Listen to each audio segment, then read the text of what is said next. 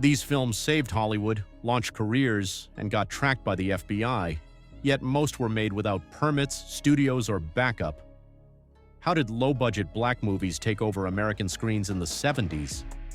Here are 10 landmark blaxploitation films you've never seen like this before, and the final one will absolutely stun you. Let's begin with 10, Dolomite, 1975. He sold raunchy comedy albums out of a record store, then became the face of underground black cinema. But how? Rudy Ray Moore wasn't a trained actor or a Hollywood insider. He created Dolomite using street rhymes told to him by an ex-con named Rico, stitched together into a loud, vulgar alter ego wrapped in velvet suits and vengeance. When studios laughed him off, Moore raised $100,000 himself, maxing out credit cards and pulling favors from local musicians and hustlers. Shot on location in South Central, with many non-actors playing themselves, the film defied logic and polish, but it worked. It earned over $10 million at the box office, all without studio distribution. Still, Moore never saw mainstream validation. He was too raw, too honest, too unpredictable. Eddie Murphy called Moore the godfather of rap, and his biopic Dolomite Is My Name exposed just how close Rudy came to losing it all. But the wildest part? The police raided the set mid-shoot. Moore promised to cast the cop's cousin and kept filming. Let's move on to 9. The Mac, 1973. Two brothers. One wants to uplift the black community, the other becomes Oakland's most feared pimp. But that's just the plot. Behind the camera, the Mac was surrounded by real danger. Local gangs, some tied to the Black Panthers, halted street wars so filming could happen safely. Max Julian's Goldie wasn't just fiction. His swagger came from the real-life pimps who consulted on set. Richard Pryor, playing Goldie's unhinged sidekick, nearly got fired. He vanished between shoots and clashed with producers, but his performance? Untouchable. And here's the twist. In cities like Detroit and Chicago, the Mac actually outsold The Godfather during its opening weeks. That's a verified stat from 1973 box office reports. Studio execs later cut scenes showing real rallies and drug deals, fearing political blowback. The missing reels never recovered. Julian later said, "The Mac wasn't about pimps, it was about survival." And audiences knew it. That's why it hit so hard. Moving on to 8. Cleopatra Jones, 1973. She wore 6-foot-tall elegance like armor and drove a Corvette like a war machine. But how did Cleopatra Jones become a national icon and a quiet act of rebellion? Tamara Dobson wasn't just an actress. She was a 6'2" fashion model trained in martial arts who demanded control over her image. Unlike other heroines of the era, she refused nude scenes and insisted Cleopatra would be powerful, not sexualized. That alone was revolutionary in 1973. Backed by Warner Brothers, the film had major studio muscle, but it didn't follow their rules. It gave us a globe-trotting black DEA agent, stylish as Bond, lethal as Bruce Lee. And that car chase? 5 minutes of real stunts, no CGI, no stunt doubles. Dobson did most of it herself. The film grossed $3.2 million in its first run, massive for a solo black female lead.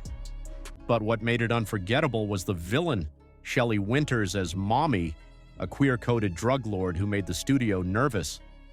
That tension? You feel it in every frame. Dobson once said, "I didn't want to be a sex object, I wanted to be a hero." Let's hit 7-3 the hard way, 1974.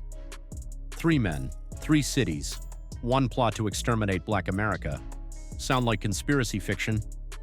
In 1974, it played in packed theaters across the country, and parts of it hit dangerously close to reality. 3 the Hard Way starred Jim Brown, Fred Williamson, and Jim Kelly, a triple threat of black power, athleticism, and box office muscle.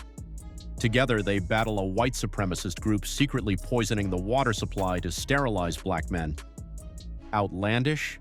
Not entirely. The storyline mirrors the real Tuskegee syphilis experiment, which ran until 1972, just 2 years before this film dropped. For many black audiences, this wasn't science fiction, it was a coded warning. Shot across Los Angeles, Chicago, and Washington, D.C., the production was unusually ambitious for a blaxploitation film. It pulled in over $10 million globally and played in over 1,200 theaters, a wide release almost unheard of for a cast this unapologetically black.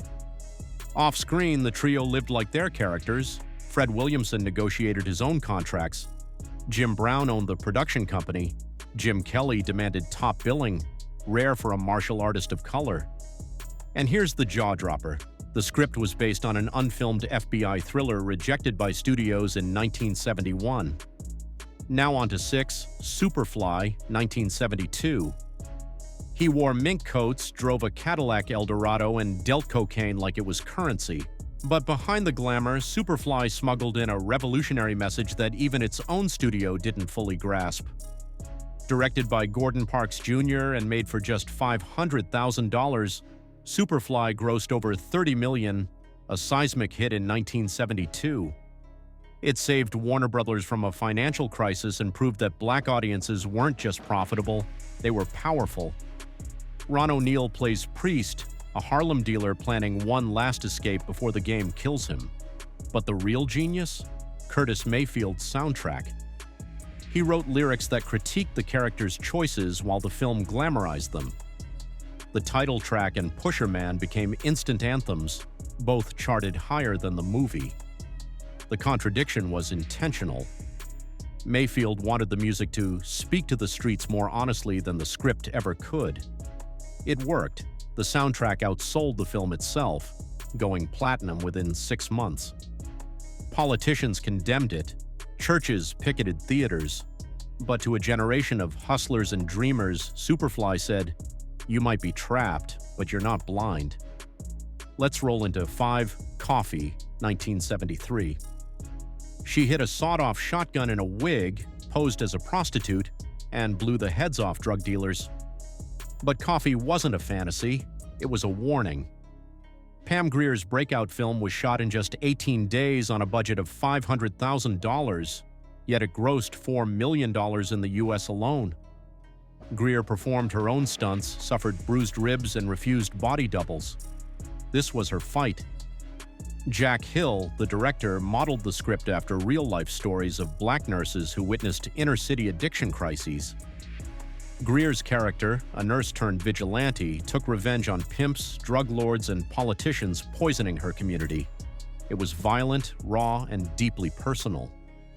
In 1973, no other American actress, black or white, had carried an R-rated action film solo, not one.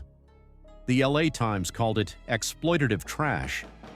But to black communities across the country, Coffee was a folk hero, a woman who didn't wait for justice. She created it. And here's what almost no one knows. Grier was offered 3 major studio contracts after Coffee. All required her to tone it down. She refused everyone. Let's talk about 4. Shaft, 1971, a leather trench coat, a .38 snub nose, a Harlem apartment full of jazz, sex, and danger. But Shaft wasn't just style, it was salvation for a dying studio. In 1971, MGM was on the verge of bankruptcy.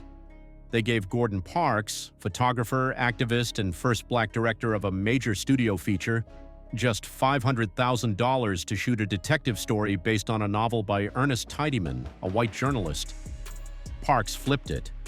He cast Richard Roundtree, a virtual unknown, as John Shaft, a black private eye who walked with the confidence of James Bond and the rage of Malcolm X. Shaft didn't chase permission, he demanded respect. The film earned over $12 million at the box office and sparked a 5-film franchise.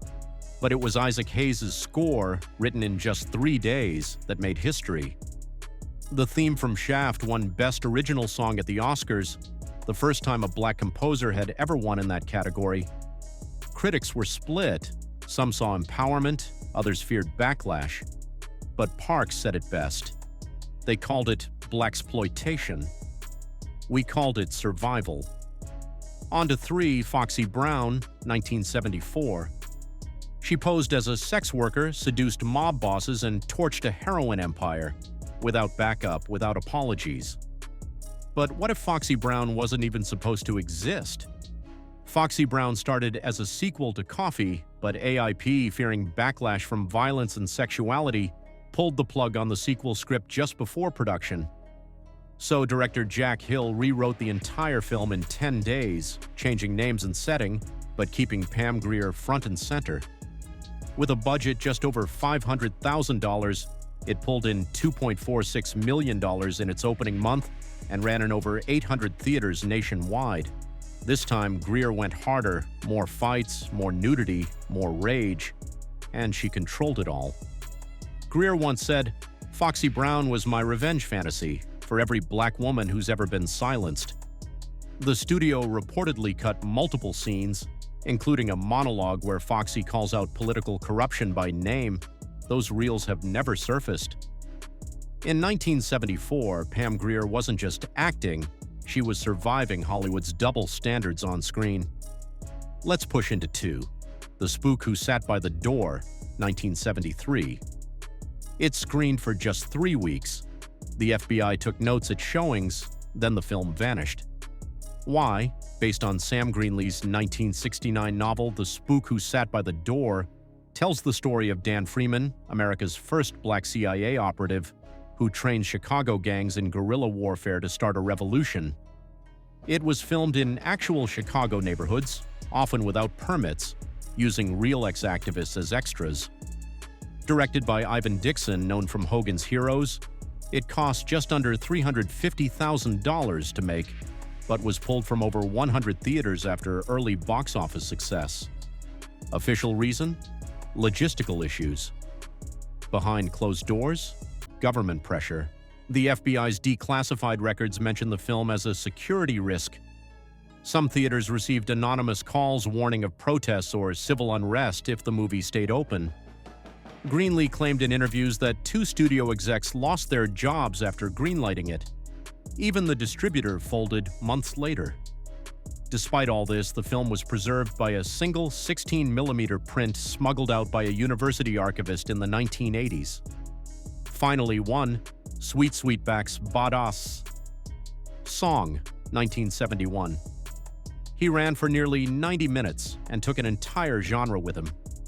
Melvin Van Peebles made Sweetbacks Bad Us Song on $150,000, most of it from his own savings and a secret $50,000 loan from Bill Cosby. He wrote, directed, starred, scored, and edited the entire film himself. No union crew, no studio, no permits. Shot in 19 days, it tells the story of Sweetback, a sex show performer who kills a cop and runs from the law. Every frame is coded rage, edited with jump cuts, solarization, and handheld chaos. Van Peebles called it a cinematic tone poem about survival. Only 2 theaters agreed to screen it. The Black Panthers endorsed it as mandatory viewing for new recruits.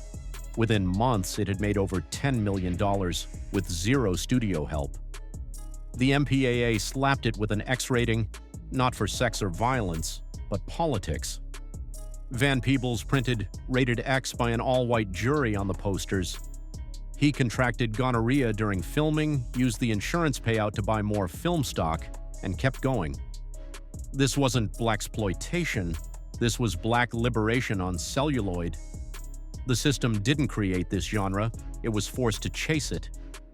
If that blew your mind, we've barely scratched the surface. Hit like, tap subscribe, and don't miss what we uncover next. Hidden truths, lost footage, and stories that were never supposed to make it off the cutting room floor.